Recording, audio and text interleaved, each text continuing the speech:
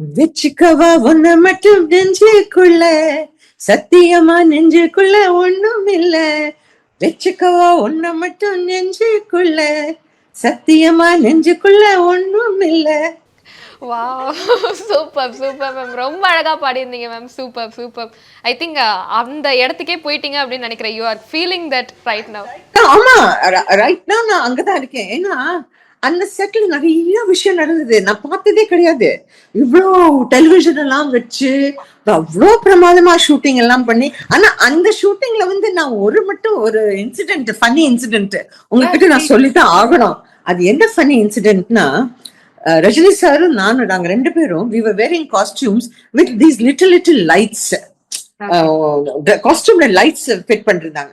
ஆனா இப்ப இந்த காலத்துல என்னத்தை போட்டுனாலும் அதுக்கு ஒரு சின்ன கேஜெட் இருக்கு, அது உடம்புக்குள்ளேயே இருக்கும்.